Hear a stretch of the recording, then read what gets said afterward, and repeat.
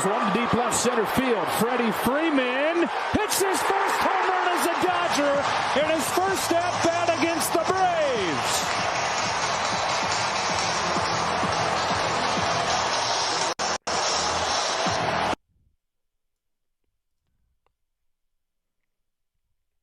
What's going on, Dodgers Nation? D-Mac here. You can follow me on Twitter and Instagram at DMac_LA. The Dodgers, they get the win. They improved to 8-2 on the year, a Major League best 8-2. LA beats the Braves by a final score of 7-4. You had the big inning for the Dodgers offense once again. Cody Bellinger had a big night, 2 extra base hits. Clayton Kershaw gets his 100th win at Dodger Stadium. We're going to talk about his outing. He looked sharp at times and kind of ran out of gas a little at the end. We're going to talk about that, but first and foremost, where are you representing Dodgers Nation from today? Give me your city, give me your zip code down below in the comments section, and also, who do you have as your player of the game? I think this is a good one because you have Freddie Freeman, who had his first home run for the Dodgers against his former team in his first at-bat. That was a special moment. You heard the Freddie.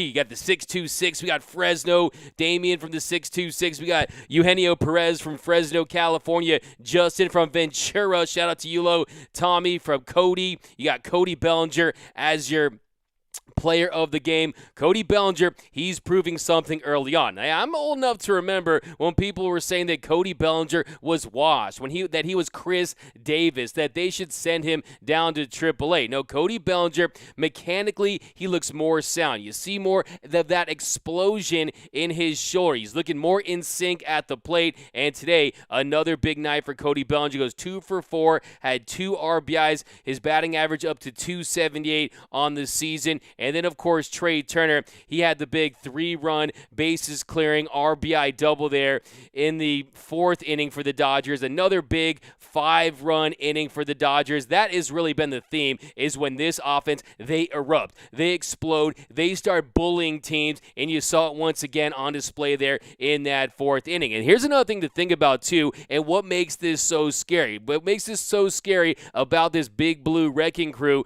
is the fact that they do lead all Major League Baseball in runs. 5.8 runs per game, 58 runs on the season now, but they're 9th in home runs. No, 9 home runs on the year. That's 18th in the league. At 2 home runs tonight, we started to see the slow go up. You had the bomb from Freddie Freeman, the double from Trea Turner, the double from Cody Bellinger, the would-be home run by Gavin Lux. You got the LA Marine layer. Look, in the summertime, we know that one's going out, but we're going to break down this entire game.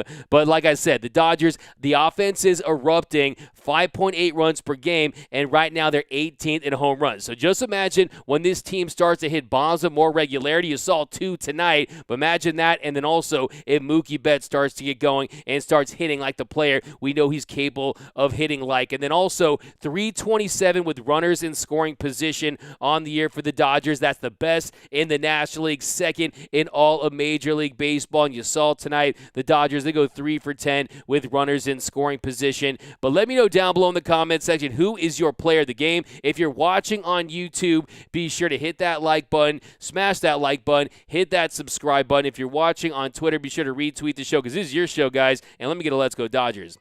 Strike zone was all over the place. That belly bomb was insurance from IB Stroking. What up, IB Stroking? Always rocking with us here on the Dodgers Nation post-game show. Go Dodgers from Marty Casey. Repping LA here. EB Max Kuhn. Let's go Dodgers. You probably got one of these. D-Mac doing double duty tonight. Respect. Hey, man, did the Blue Heaven podcast, did the post-game show. Hey, it's going to be a wild year for the Dodgers, and we want to be with you every step of the way because this show is all about your fire takes, and you guys bring those. But, yeah, man, hey, it's easy. It's not even work, man. To talk about the Dodgers, it's good times. But, yeah, tonight, lots to get into. A buzz at the stadium, at the Ravine. You had Freddie Freeman going up against the Atlanta Braves, the team that beat the Dodgers last year in the NLCS, the team that the Dodgers beat when they were down 3-1 in 2020. So the last 2 winners of the World Series going head-to-head tonight. 2 teams that really are on a collision course to meet once again, in my opinion, this year. When you look at the lineups these 2 teams have, and look, they're still waiting to get Acuna back in Soroka. They have a deep bullpen, one of the best bullpens in the league, and these teams are really stacked. And it was nice to see the Dodgers, who had beat up on the Minnesota Twins and the AAA Reds to finally really curb stomp and really send a message against this Braves team, who really rallied late, though. I mean, the Dodgers, they were sitting pretty, but at the end of the day, it was a 7-4 win, and that Braves offense, they did come alive. We're going to talk a little bit about Clayton Kershaw's outing. I have some thoughts on that, and the one thing I want to say, too, is you saw Kershaw, he did run out of gas there late. You saw the velocity on his fastball go down. You saw the slider wasn't as sharp. Even his curveball didn't have that break, too, and I think that if you had any doubts about Clayton Kershaw being pulled against the Minnesota Twins, I think tonight will really tell you that that was the right move, because if Clayton Kershaw goes back out there, maybe he gets another batter, maybe he gets a pop fly or a ground ball out or something along those lines, but to get 6 more outs with the stuff that he has at this point of his career, when you consider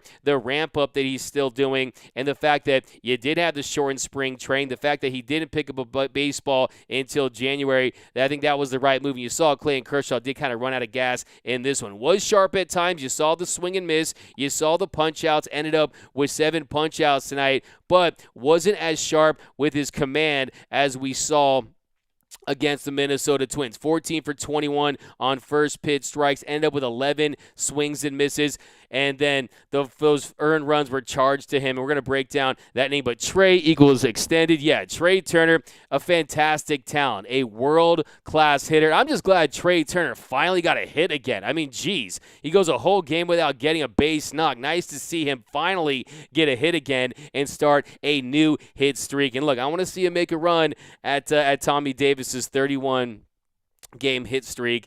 But here we go. Freeman's your player of the game. We got Goodwin, keep it rolling from Mark Bray. We got Prescott, Arizona, John. We got Page Trea, Belly comeback season, Calvin T. I'm telling you, Cody Bellinger, you like what you're seeing, and he's down on the bottom of that lineup, and he's putting together nice competitive at-bats. And you heard Oral talking about how they're attacking him. 70% fastballs against Cody Bellinger this year, and if they continue to do that, he's going to continue to get more reps against those heaters. And I think that Cody Bellinger, as long as he has that strength in his shoulder and he's consistent at the plate, I think that you're going to see him string together some really good games. His confidence is building. Look, I'm telling you, the MVP is down in there. The Rookie of the Year is down in there. You don't just forget how to perform the way you perform when you're blessed with that kind of ability. And you saw Cody Bellinger tonight hitting the ball hard. And have him just get a home run there late was big, because one, provided some nice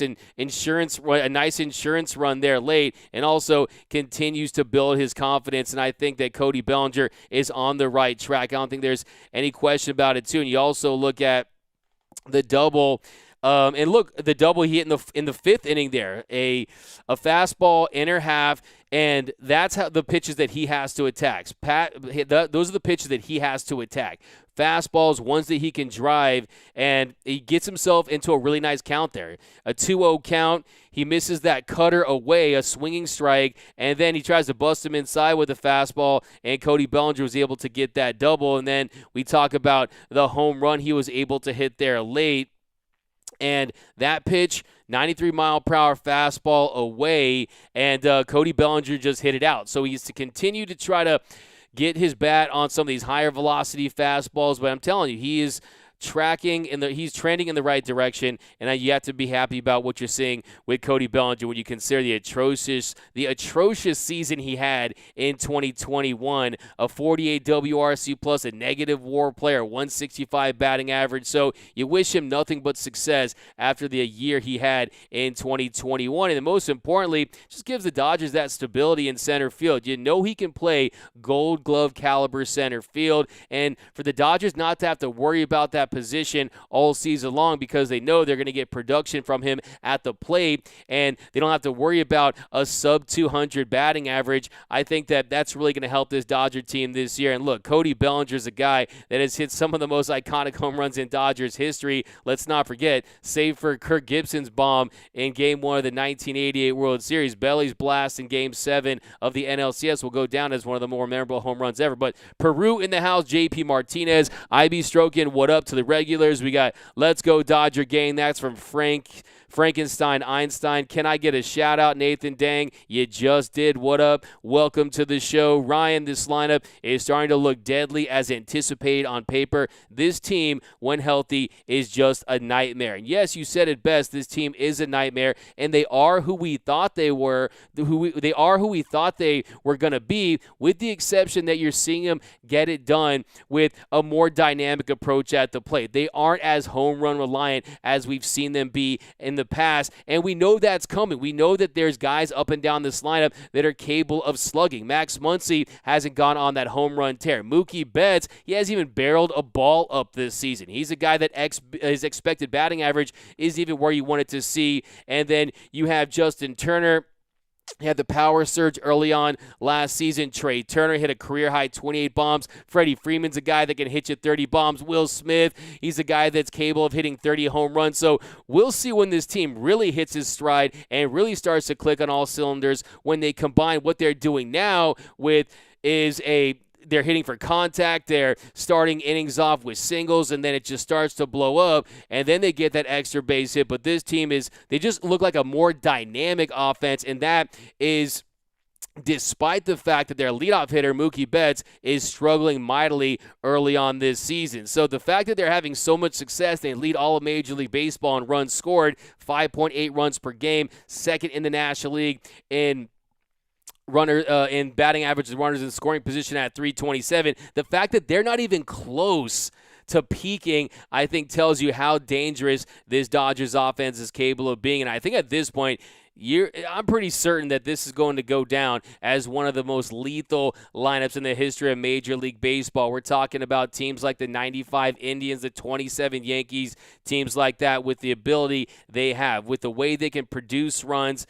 You just like what you see, especially, like I said, when you consider the fact that they're really not even close to peaking or really hitting their stride. So, yeah, I mean, they're dangerous, man. They're a scary, scary lineup. And, I think one of the big questions is what is wrong with Mookie Betts? What do you guys think is going on with Marcus Lynn Betts? Do you think that he's still feeling ill effects from the hip injury, the bone spurs that he had last year? Do you think that it's his diet, which a lot of people like to talk about? But Mookie Betts, he goes 0 for 3. Was nice to see him get those 2 walks, but his batting average after tonight drops to 189. Yes, that is Mookie Betts. The MVP is batting 189 on the season, and if you look at his peripherals when it comes to hard hit balls, it's not pretty. A career low in exit velocity, hasn't barreled up much. You're seeing a lot of poor at-bats when you're talking about lazy fly balls. He looks like he's very undecisive at the plate. He's taking pitches he should be swinging at. He's swinging at pitches that he should not be swinging at. We're talking about sliders outside of the zone. And look, I mean, if we're being completely honest right now, it's just not pretty with Mookie Betts early on this season. But like I said, it's still early. He's a guy that has had some slow starts throughout his career. And look, he's a guy that you know is going to put in the work. But what are your thoughts on Mookie Betts' struggles early on this season? What up, D-Mac? What up, Jose? A DJ D-Mac attack on the turntables from Blue Magic. DJ D-Mac. A paid trade from John Jones. Thank you. Today showed what a tired Kershaw only throwing 80 pitches looked like. That's from Damien. Yeah, we're going to get into Kershaw's outing here in just a second. Ray Barrios, Kershaw, 4 earned runs in 12 innings of 3.33 ERA. A decent start. Yeah, I think when you look at Kershaw's outing today, there was times when he was cleaning Kershaw, and then, look, I mean, the bottom line is gives up those bombs. You know that if you're going to throw a 90-mile-per-hour fastball and it's going to hover around low 90s, something in that territory, and you're not going to mix in that changeup, that you have to be pinpoint with your command. You saw his command was not as sharp as we saw it in Minnesota. He was leaving stuff out over the plate, out over the middle of the plate. You saw him missing, especially against righties at the plate today. And I think during certain times, there's other times where he looked, he was sharp. And you saw 7 punch-outs from Clayton Kershaw. But tonight, 45% slider, 8 whiffs with that slide piece. The 4-seam fastball averaged 90.6 miles per hour. That was the velo on the fastball. Curveball the velo was a little down. Then the changeup, he threw 87 pitches. 2 of those were the changeups. I think if you're Clayton Kershaw, I think you want to continue to develop that changeup in your arsenal, or else that when you face hitters for the third time in the lineup, when they see you for the third time and you're not mixing it up and that velo starts to dip, you're going to get into some trouble, and we saw just that. We'll talk about that inning in Brusdar Graterol, but in the top of the 6th inning, a 3-2 count, Albies goes deep. He hits a bomb to left center for the Braves' second run of the night. That made it 6-2 Dodgers. It was a fastball in the inner half, right in Ozzie Albies' happy zone there. That velo was starting to dip, you saw in that inning. And then on a 3-2 pitch, Olsen singles to center past the diving Muncy, a slider away. So you saw the dominance at times throughout, and the fact that he was effective during the first part of the game. 3 hits through the first 5 innings, and then back-to-back hits to start the 6th for the Braves. So you saw he struggled to finish off hitters, and that's kind of when you know that Kershaw is starting to run out of gas. And like I said, he's still building up. We did have a shortened spring training. He is a guy coming off an injury, so that's also a factor as well. And then on a 1-2 count, Riley hits a ground rule double, giving the Braves runners on first and second, no outs. Curveball hung there on the outer half, just wasn't as sharp there in the 6th inning, and that was it for Clayton Kershaw. And then in comes Brusdar Graterol. So I want to talk about his appearance here, but how are you guys feeling about Clayton Kershaw? What are your thoughts about him? What is your confidence level for Clayton Kershaw after his first 2 starts? We saw him retire the 21 batters against the Twins, throw 6 scoreless, and then tonight, like I said, early on, he was effective. You saw him stay out of trouble, and then it really kind of came apart there in the 6th inning. Wasn't very effective at all. But yeah, I wonder your thoughts on Clayton Kershaw. What is your confidence level with Clayton Kershaw after 2 starts? Tell me what you're seeing. What are your thoughts? Huge game tomorrow. Yeah, Joseph Megazzini. What up from SLO? Do we need to temper excitement at this point, Joseph Megazzini? I mean, I think there's still some legitimate questions when it comes to this Dodgers bullpen. This Dodgers rotation. When it comes to the bullpen, there's depth there. I didn't like what I heard when it came to Blake Trinan feeling a little bit of arm soreness there, but the offense is potent, and the offense hasn't came close to clicking on all cylinders because there's so much firepower up and down this Dodgers lineup, and you have guys that there might have been some question marks about, guys like Gavin Lux and Cody Bellinger. They're producing at high levels. You look at Gavin Lux, what he's been able to do in the first part of his season. We're talking about one of the lowest chase rates in the league, a guy that looks so disciplined at the plate, not expanding the strike zone, and then he's just smoking the baseball. Everything that Gavin Lux is hitting right now is he's hitting it hard, and Gavin Lux is really tearing the cover off the baseball, and you love to see that. And then you have Mr. Reliable Trea Turner and Freddie Freeman at the top of the line, but it's just really a matter of getting Max Muncy and Mookie Betts going, but Max Muncy is starting to produce as well. So, and we haven't even talked about Will Smith or Chris Taylor. So, let's just be honest. I mean, without the hyperbole here, this team really could be an all-star team when you look at this lineup. Everyone up and down this lineup has made an all-star team with the exception of Will Smith, who is the prohibitive favorite to represent the National League in the all-star team in the all-star game this year. So there's just so much talent up and down this lineup that I think that the expectations are fair, but I do think it's still early when it comes to assessing this starting rotation. Clayton Kershaw, like I said, he was effective for the most part tonight, but it's the velo is still on the decline, and I do think that we're at a point where 2 changeups tonight, if he's going to commit to that pitch, and if he's going to face batters for the 3rd time around the order, and they're going to see him for a 3rd time, I think you're definitely going to want to continue to mix up that pitch mix and continue to diversify. And I think by implementing that changeup, it's going to allow him to really to really work around that fastball, because look, he has to attack the zone with the fastball, and he has to have command with that fastball for that slider to be effective, for that curveball to have success. Then you add a changeup into the mix, and then you take less pressure off that fastball. So I think that Clayton Kershaw, the most important thing is he is healthy, is that he is getting stronger and more built up. And we also had a nice start from Julio Urias. Walker Buehler is Walker Buehler, and then we've had the encouraging start from Andrew Heaney. Also, Tyler Anderson and Tony Gonsolin have looked good. But I think that when it comes to this team being an all-time great team, you're definitely going to have to get an answer when it comes to the Trevor Bauer situation. Will he come back and pitch for the Dodgers this year? Because Trevor Bauer is, when healthy, he is a top 10, 15, 20 pitcher, and he's also an innings eater. Now, it's been a while since he's faced big league hitters in a game, but if Trevor Bauer comes back, or Trevor Bauer doesn't come back and the Dodgers decide to explore adding another frontline starter, then you really talk about this team as maybe having a chance to be a historically great team. But I think that offensively, so far what this team has shown is that they have the ability to just explode and erupt and really just be a juggernaut and bully teams at times. Big look good tonight. Dave Stouffer over on Facebook. That's a great point. Mookie is just a fragile dude. Mookie's pressing. That's from Warrior. Mookie needs a beef milkshake. Trey Turner needs that extension, but Price and Bauer eating up the payroll and doing hardly nothing. That's from Mr. Classic. Anthony Keene, I must have missed your comment, but I love the Fredericks of Hollywood earlier. You had me and Clint rolling. Anthony Keene, Mookie shall be referred to as Marcus until further notice.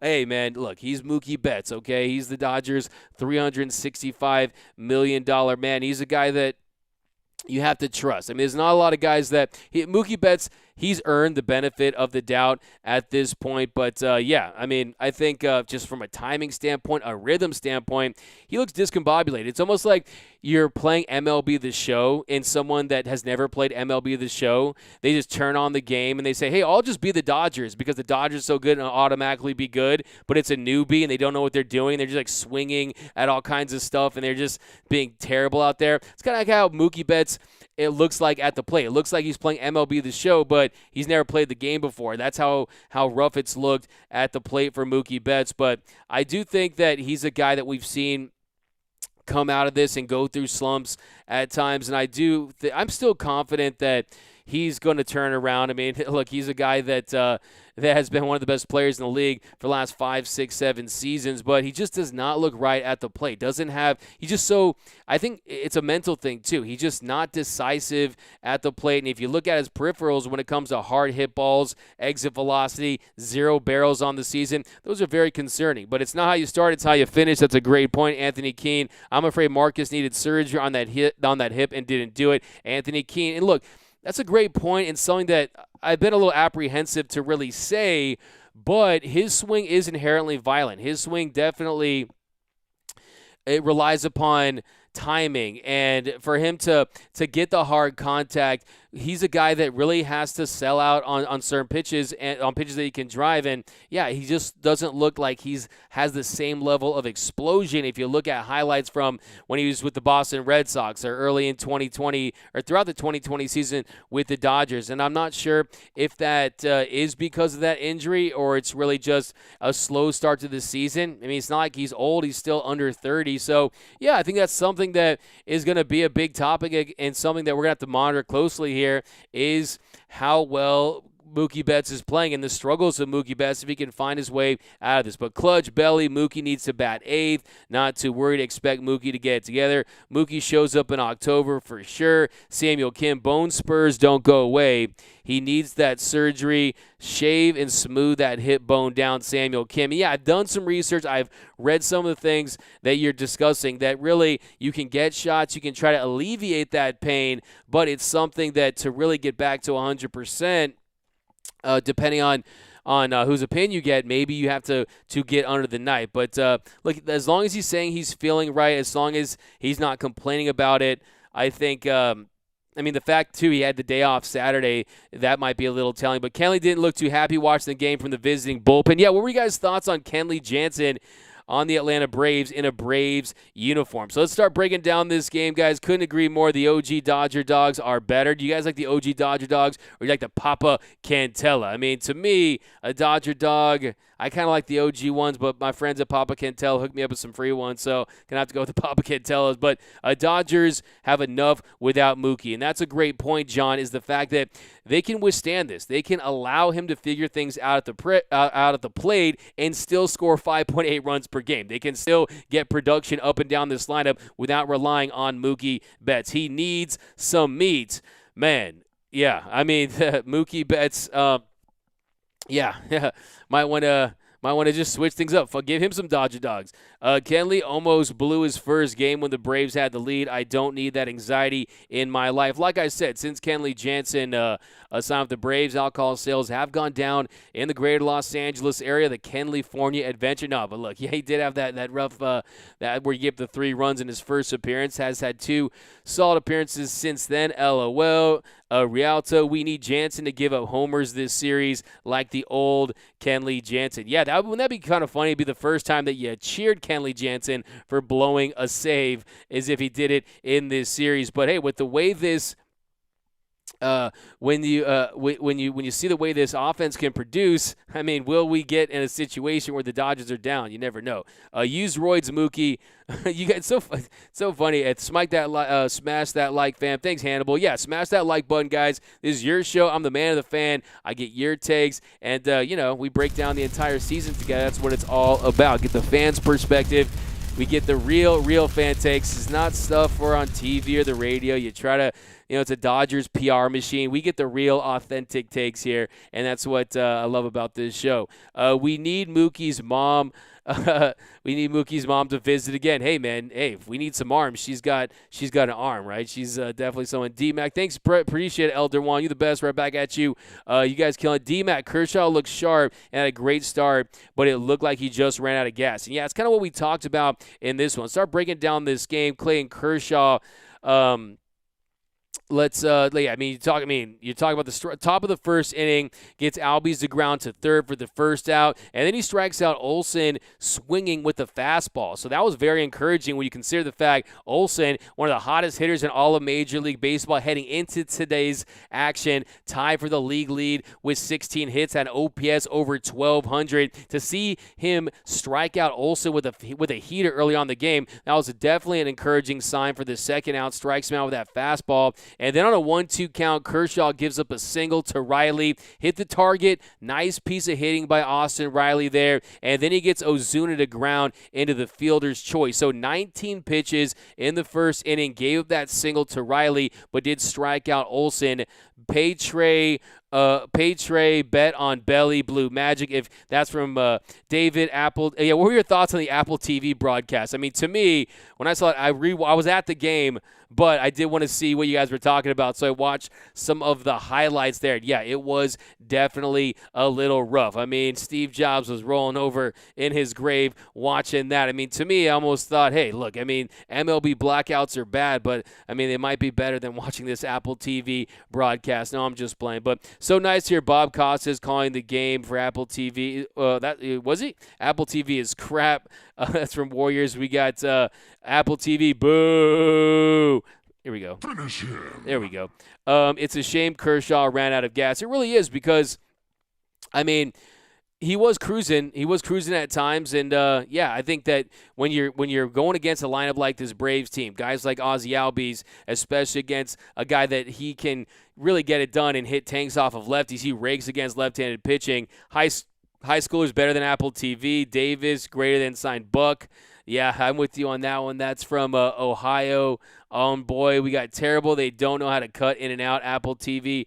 I know it's early this season, D-Mac, but so far Will Smith catching isn't bad. That's from Strider. Yeah, you've seen improvement with his pitch framing, his game calling. And look, man, I talked to Will Smith a few different times when I was at spring training, and that really was a point of emphasis in his offseason, was just continuing to grow as a catcher defensively. And, offensively, he's already one of the best catchers in the game, and I think that he doesn't get enough credit for what he can do behind the plate. And you're seeing him improve from that aspect as well, as far as a game caller, as far as getting strikes called, as far as pitch framing, and we know he has a hose as well. But Kershaw, Cy Young, I think that's a lot to ask. I mean, there's going to be a lot of you got the Burns, the Woodruffs, you got the return of the hit pain from Don Kim. You got a lot of big names out there, but I think let's just take it one step at a time.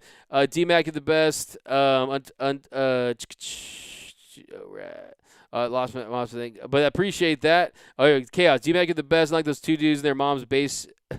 When you think the Bauer situation will be resolved, Ethan Lawler, I think it has to be sooner than later. No question about it. I think at this point, this thing has dragged on for so long.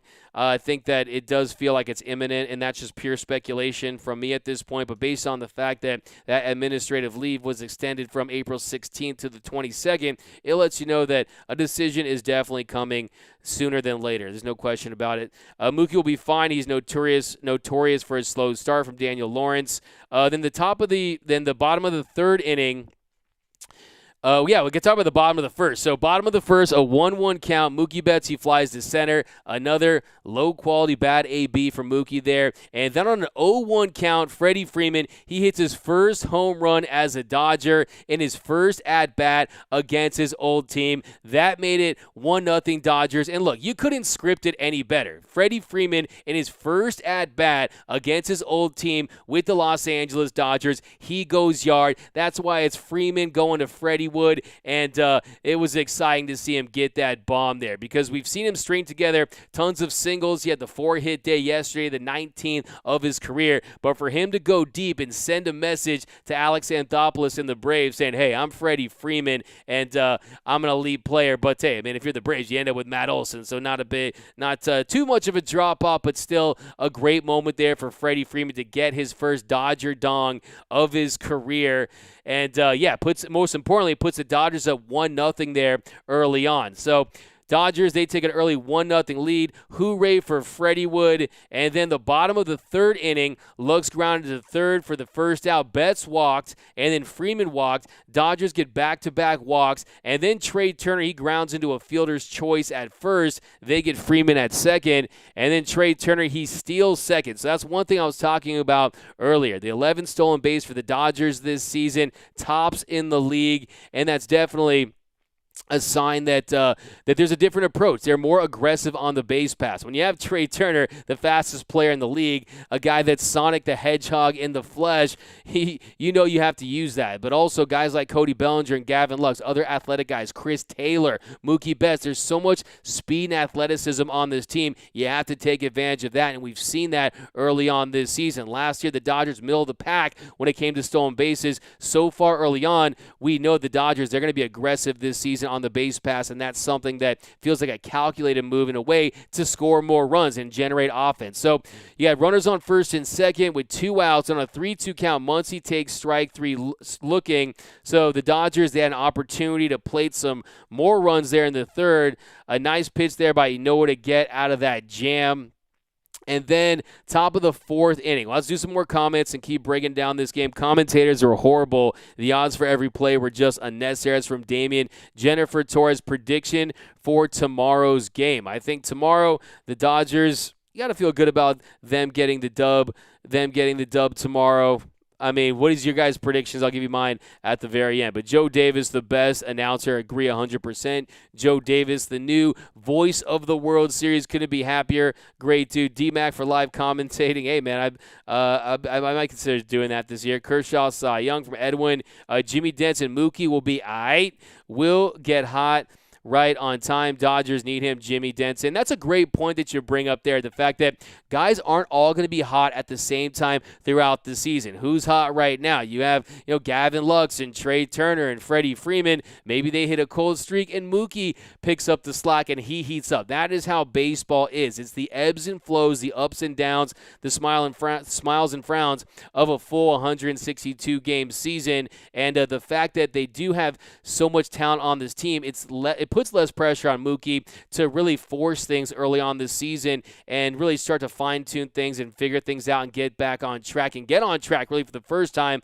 But like I said, if we're being completely honest, bring my facts to the fight. If you look at his velocity, the exit velocity, if you look at the fact that he hasn't barreled up a ball early on, has hit for very much power. Right now, he's sub 200, sub the Mendoza line. So it's definitely something that is concerning, especially when you consider that he is the franchise player and he's still under contract for another 10 seasons. But to Anthony Keene, I've seen better stuff on Twitch than an Apple TV game. Anthony Keene, you're on a roll today, my man. I love it. Man, I can't wait for T. Bauer to be back in the lineups from E. Do you guys think Bauer will be back? I think it's tough to say. A lot of speculation. But any holes in the lineup, I'll wait. That's from Noah Pierce. Let Mob as D, y'all. Muncy, Turner, and Betts off to a slow start. Guys, be patient. D-Mac, tell them to stay patient. Yeah, you have to stay patient with a lot of these guys. I mean, looking at Max Muncy, he's a guy that he had the injury that he sustained as well, and he's a guy that he got off to a little bit of a slow start last season, and he picked it up in a big way. You saw what he was able to do. He was in the MVP conversation at one point last year, led the Dodgers in home runs. But, Max Muncy, if you're going to do who's hot, who's not, Max Muncy's definitely on the who's not as well as 636 OPS. He's hitting 152 on the year, 5 for 33. The walks are still there, 8 walks to 7 strikeouts. So for Max Muncy, it's just about him getting behind balls, starting to get that hard contact, starting to slug. He has that 1 home run, has had 2 doubles. So I'm not overly concerned about Max Muncy. And then you talk about Mookie Betts, a 545 OPS on the year, 7 for 37, 9 strikeouts to 5 walks. So, look, he's not chasing as much. It's not a chase issue. Strikeouts are not terrible. It's just the lack of hard contact that's so concerning early on with Marcus Lynn Betts. Apparently, on the chat, we're not calling him Mookie right now. He's going as Marcus until he gets his act together and starts playing like the MVP. I guess I'll be on that too. Ryan W. can't wait. You think we can prevent stolen bases? I forgot how much speed the Dodgers have too. Yeah, so much athleticism. I mean, if you look at Gavin Lux, he's like in the top 95th percentile when it comes to sprint speed. So this Dodger team, so much athleticism, so many ball players up and down this line that can do so many different positive things. But top of the 4th inning, 3-2 count. Matt Olson gets a leadoff double. Fastball, inner half, was set up on the outer half. Clayton Kershaw, he just missed his spot there on that pitch. So that's what I'm talking about. You got to command that fastball. We don't have the 94, 95, 96 miles per hour where Clayton Kershaw can get away with mistakes like that. He has to be pinpoint at this stage of his career with that diminished velocity. And then on a 2-2 count, Kershaw strikes out Riley with a nice back foot slider for the first out of the inning. And then on an 0-2 count, he attacks with that fastball, and then he gets Ozuna to ground to third for the second out, and then a broken bat pop-up to Muncy for the third out. So nicely done there by Kershaw, works his way around. A leadoff double by Olson, strands him at second. Dodgers hold on to that 1-0 lead through the top of the 4th inning. And then the bottom of the 4th inning. That is the big Dodgers boom inning. They bring the boom, it feels like at least once or twice a game, and they brought the boom, the big blue wrecking crew, just bullying teams there in that 4th inning. We got, I expect Buehler to give me 7 or 8 strong innings from Strider. What do you think about Matt Olson? A very talented hitter, a talented defender, a young player, a player that the Braves are wise in trading for and extending. You really can't be mad about that. I mean, if you're going to lose Freddie Freeman to replace him with Matt Olson, have to feel good about that if you're the Braves, especially when you look beyond that and the fact that he is an Atlanta native. He's like you're bringing home the prodigal son there, and you're kind of softening that blow of losing Freddie franchise, the face of their franchise for so many years. Dodgers looking like the 96 Bulls. I like that, Noah Pierce. I'm going to give you some go Dodgers for that one. Here we go. We got, bottom of the 4th inning, leadoff double by Justin Turner. And I like that. You see Hanser Alberto? That one didn't go out, didn't clear the fences, and Alberto was doing the curls like, hey, JT, got to hit the weight room. Hanser Alberto is hilarious. I'm telling you, that guy, he is an energizer. He is all good vibes, positive vibes. He is hilarious there for that Dodgers dugout, and also a versatile player that can really help this team. But back in the comment section, don't miss Jansen at all. Gotta love, even with D-Mac, I think Bauer's going to be back. His situation got ugly, but they've stuck with others who've gone through similar stuff. Not sure why he'd be different from Anthony. Verdell Baseball is doing what some sports leagues do, drag their feet to teach all players a lesson. Even they've been exonerated by the law, make a decision already. I think we can all agree upon that. No matter where you stand, you want to see a decision because a lot of people left in limbo, from the Dodgers organization to Trevor Bauer to everyone involved. So hopefully we can get some clarity on the Trevor Bauer situation this week. But Eric, I appreciate you. $2. My man Mookie is still good. He'll be okay. Thanks for rocking with us, Eric. Blue Magic, it's MIB that won't let him play. That fan should give Freddie the home run ball. Jay Silva, yeah, special moment, definitely a keepsake. And hey, and those usually work out well for the fan because you give him the ball, you usually get an autographed jersey or bat or something like that. But here we go. We got so back to this bottom of the fourth inning. We have to talk about this. Will Smith hits a deep single. JT holds up at third, setting the Dodgers up with runners at the corners and no outs. And then Bellinger, a rocket shot ground ball to first, goes off the heel of Olsen's glove. They get Belly at first. JT scores on the play, making it 2-0 Dodgers. So Cody Bellinger, contact, getting the ball in play, and that is the most important thing. It's when it's the dry spells. It's the going down swinging with Cody Bellinger. As long as he's putting his bat on the ball, good things are happening for Cody Bellinger. Saw that on that play right there. It really scorched that one, and it allowed the Dodgers to plate their second run of the night. Then Edwin Rios, he singled to right, making it 3-0 LA. And then Gavin Lux, he hits a deep fly ball to center that died at the track. 103.4 miles per hour off the bat, an 860 expected batting average, and it reminded me of Gavin Lux's home run that wasn't in Game 3 of the NLDS versus the Giants. You remember the one that the wind kept in, and Gavin Lux, he looked perplexed. He looked like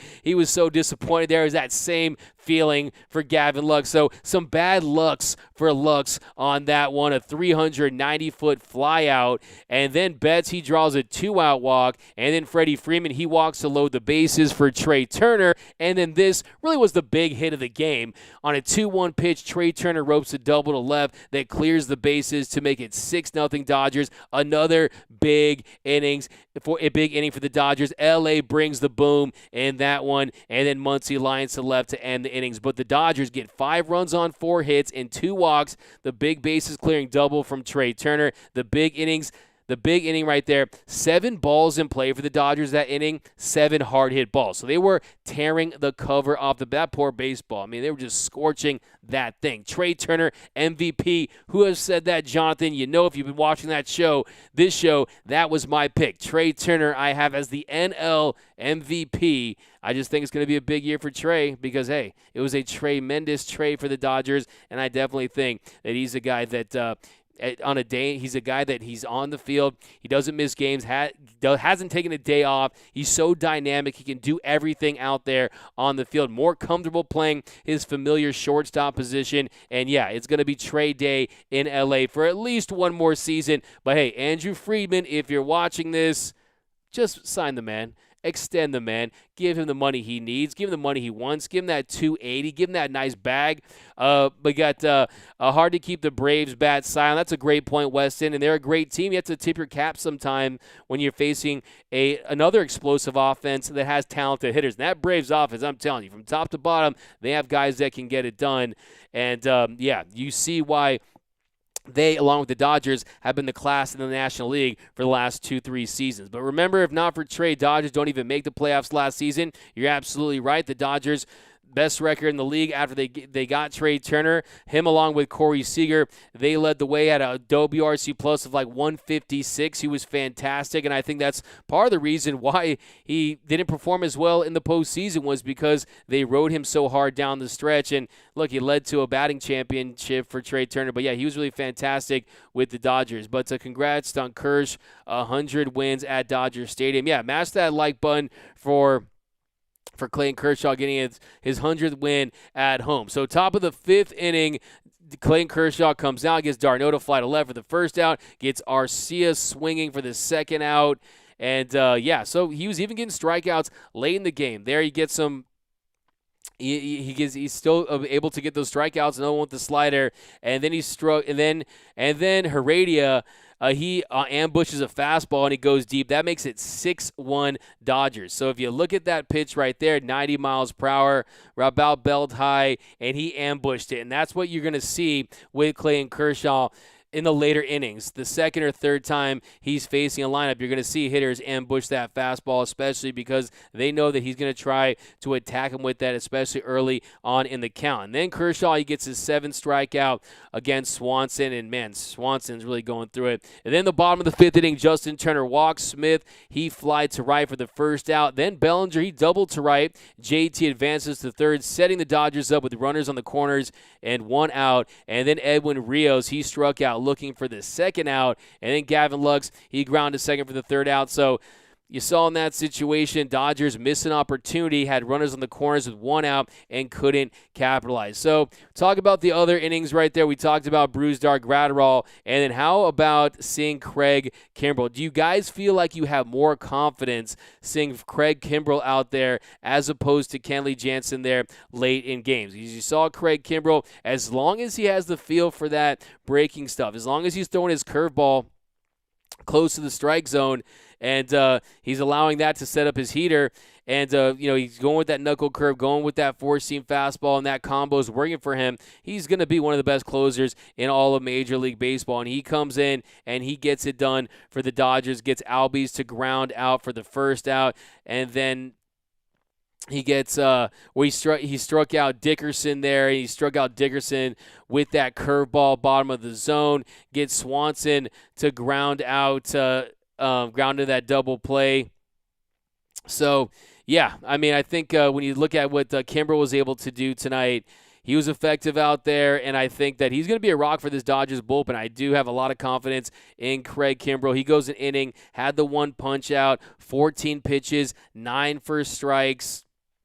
And, Phil Bickford, another guy, gives up that 1 hit on in 1 inning of work. Nice to see him get some work done. I thought Daniel Hudson there, too. Those 2 punch-outs for Daniel Hudson I thought were big. His fastball has been electric this season, and he's going to be big out of that Dodgers bullpen. But, yeah, the big takeaways are that Clayton Kershaw was definitely sharp and effective early, but did start to run out of gas. He definitely has to command that heater. He definitely has to have the feel for that slider. And I do want to see him mix in more of those changeups, especially as he works later into these games with that diminished velocity. And then also Cody Bellinger, not just a single snipe. You had a double. You had him hit that ball hard there early in the game that led to the run, and then you also had the home run there late for the insurance run. So to see Cody Bellinger start to slug, start to have an MVP style of night, I thought was big. And then, this Dodgers offense, what more can you say about them? But let me know down below in the comments section, what are your final takeaways from tonight? What is your biggest takeaway? And we'll probably see you tomorrow, guys. Like I said, we're doing probably double, triple the amount of shows. Thanks to you guys. Thanks to the success of the show.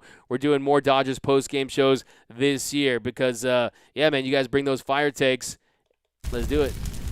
Here we go.